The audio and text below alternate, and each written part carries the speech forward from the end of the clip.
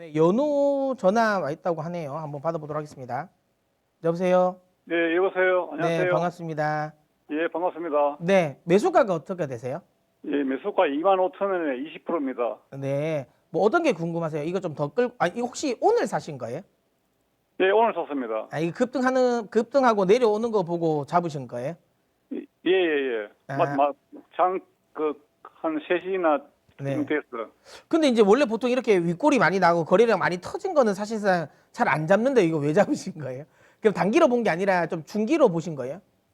아, 이게 화장품 관련해가지고 용기 담는 이런 게 네, 네. 해가지고 이게 이제 코로나도 풀리고 이래서 이제 앞으로 화장품도 많이 판매된다 이렇게 해서 이제 잡았는데. 일단 저는 매수 타이밍은 예, 예. 이제 이게 전통적으로 우리가 볼 때 좋은 자리는 아닙니다. 그러니까 왜냐하면 만약에 네, 예를 들어 올라가는 걸 따라잡았다라고 하면 저는 네, 어쩔 수 없다고 생각하거든요.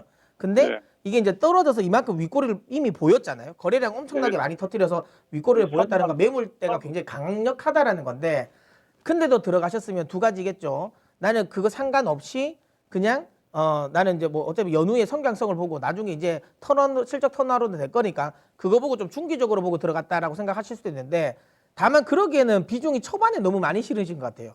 20%니까 추가적인 하락을 좀 생각하고 오늘 한 입질 매수만 했으면 저는 괜찮을 것 같은데 20%가 좀 많다라고 생각은 드는데, 다만 종목 선정은 그래도 나쁘진 않아요. 물론 뭐 저는 성장주를 더 좋아하긴 하는데 어쨌든 연우도 앞서 제가 많이 설명드렸던 뭐 BGF라든지 그다음에 한국콜마라든지 이런 종목들처럼 이제 최악의 상황은 벗어난 건 맞습니다.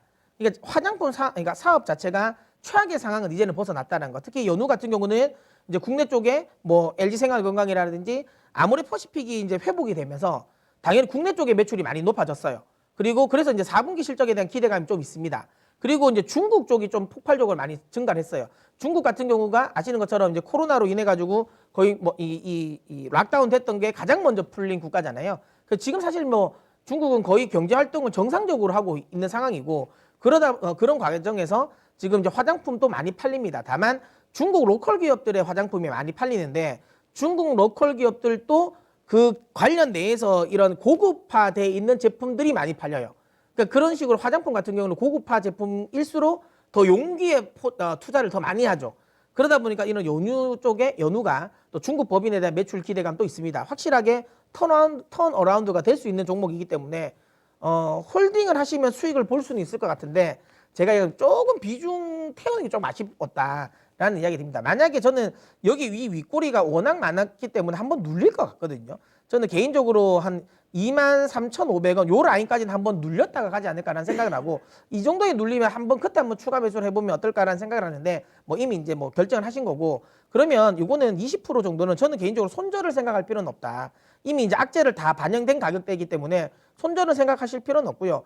오늘 고점은 조금 더 충분히 넘길 수 있을 것 같고요. 저는 이 33,000원 정도, 그러니까 2019년의 고점 정도 수준까지는 한 번 더 올 것 같다라고 봅니다. 물론 왜냐하면 이때보다 연우가 한참일 때보다는 확실하게 덜 팔릴 수밖에 없어요. 화장품이 이때는 이제 우리나라 쪽에 화장품이 워낙 많이 팔렸기 때문에 중국 쪽에 이제 우리나라 화장품이 많이 수요가 있을 때 뭐 그때의 영광을 찾기는 어렵다. 하지만 그래도 최소한 이제 한알령이 좀 완화되는 구간에서 좀 안정적으로 매출이 이제 유지됐던 2018년, 2019년 정도의 수준까지는 충분히 저는 매출이 나올 거라 보거든요. 그렇다면 그때의 고점이라고 할 수 있는 한 33,000원 수준까지의 반등은 나올 수 있을 것 같습니다. 그러면 목표가는 33,000원을 설정하고 대응하시면 될 것 같고요. 비중을 더 늘릴 필요는 없습니다. 더 늘릴 만한 종목은 아니고요. 20% 정도면 저는 딱 적당하다고 보기 때문에 20% 유지하시고 손절은 생각은 안 하셔도 될 것 같아요. 악재성 뉴스는 거의 다 해소가 됐기 때문에 제 생각에는 좀 눌릴 수는 있다. 하지만 뭐 이게 추세 하락할 것 같지는 않기 때문에 홀딩하셔서 목표가 33,000원 설정하고 대응하시면 될 것 같습니다. 여보세요. 네네. 네, 그런데 이 종목이 제가 산 이유가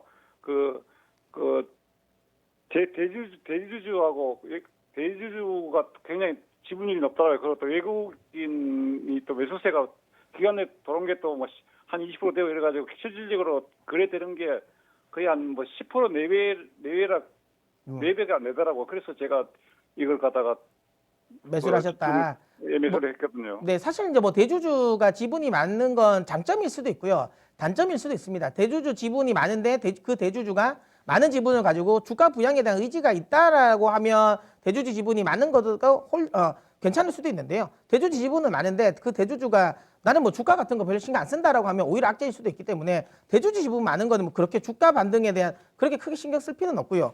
외국인과 기관의 수급 같은 경우도 들어올 때도 있고 안 들어올 때도 있습니다. 그래서 너무 여기에 그러니까 단기적으로 본다면 당연히 그 수급은 큰 영향은 있는데요. 이걸 이제 개인적으로 저는 단기적으로는 오히려 좀 안 좋을 것 같아서 굳이 단기적으로 생각하신다면 매매를 하시면 안 되고 중기적으로 보셔야 돼요. 이거 제 생각에는 그래도 한 4월은 넘겨야지 될 거라고 보기 때문에 4월까지 나는 좀 끌고 간다라는 생각을 하신다면 한 33,000원 정도까지는 올 수 있을 것 같습니다.